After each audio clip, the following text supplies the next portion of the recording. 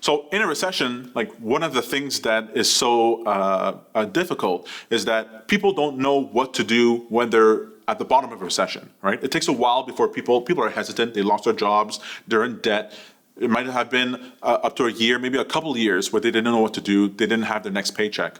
And so they're hesitant in order to build up new businesses, and businesses are hesitant to hire new people. But if we're prepared, if we understand how the cycle works, and we understand what we can do in order to get out of it, we can be one of those first people who generate the new jobs. And you know what? If you start at the bottom of a recession, the growth that you have will last for years. And you'll be better placed inside your society. And you'll have companies that last for a very long time. It's always the things that happen, that start growing at the bottom of a recession, that do the best. So like with crisis, there's opportunity, essentially, is what you're saying. So with crisis, there's opportunity, but this is a crisis that hits everyone all at once. And this crisis will be different than any other crisis that's come before, because it's the first time we're gonna have a recession that is with the planet as connected as it is. All right, so can you imagine 10 years ago, Facebook wasn't as big as it is now, Google wasn't as big as it is right now, Amazon wasn't as big as it is right now. The way that people transport themselves all around the world, the way that products have been made, it wasn't this big. It's huge now. So now, before, if you had a recession in one country, you might be able to find opportunities in another country. But now we're gonna have a global recession. Everything is gonna unwind. And this comes with all kinds of advantages, because the companies that are the weakest, the people who are ill-prepared, they'll be washed away inside of the storm. But the people who are prepared, the people who have savings, who have an idea, who have new skills, all kinds of things we'll be talking about in these videos, they'll be better placed, and they'll be the ones that everyone looks to get them out of the hole. And that's where you can be, right? So you can't stop a recession from happening, but you can be right there helping people out of it, so the recession doesn't have to be as bad and it could end sooner. How do we prepare for a recession?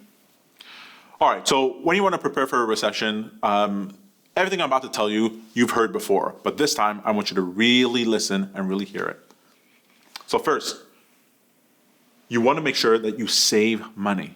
We'll talk about that later on, because every dollar that you save is a dollar that you can spend later on when things are cheaper and worse, right? You want to lower your costs.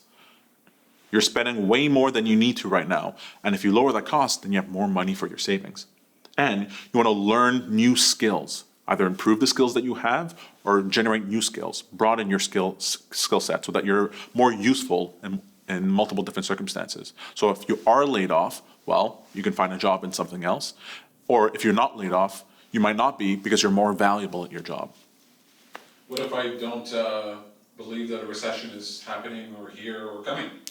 Well, here's the best part about not believing that a recession is coming, because it's something you hear a lot of. People say, oh no, governments and banks, they figured out how to stop the recession.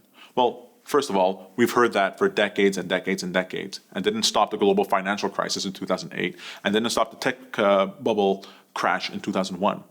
But the best part of all the things I'm going to be suggesting to you, the best part for preparing for a recession is that you win, whether there was a recession or not. You win in all circumstances. You're either better placed if things go badly, or with a sacrifice of just a little bit, you are a better place to take advantage of opportunities of new growth and value. So it's actually great all around. And it should be one of the things people are taught right in school. Here's what I found. Your parents and your grandparents they know all these cliches of how to actually prepare for a recession. They just haven't really necessarily told you that you're going to be facing one, because they might not have known that a recession is coming, that they always come. But you know, you've heard it, and now you can't ignore it.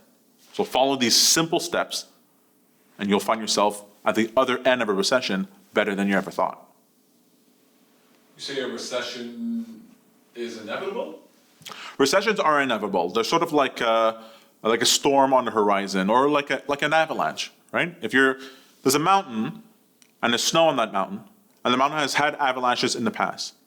Well, you can rest reasonably assured that there's going to be even more avalanches. There's definitely going to be another one. And what happens when there's a long time in between recessions, when the expansion period, the growth period is so long, is that the people who were part of the last recession can't even remember it. There's a bunch of young people who are adults who they don't remember a recession, and they look at the mountain and go, no, it's fine, right? There hasn't been any avalanche right now. It hasn't been an avalanche for years. There won't be another one. Well, you can see the snow falling on the mountainside. You can see it accumulate. And every single snowflake that lands increases the likelihood that an avalanche is going to happen. It's inevitable. Now, you can't predict when it'll happen, but you can predict that it'll happen. So that's how like recessions are. You can't stop winter from coming. Winter is always coming. And as soon as winter passes, the next one is on its way. So you should always be preparing for downturns in the market.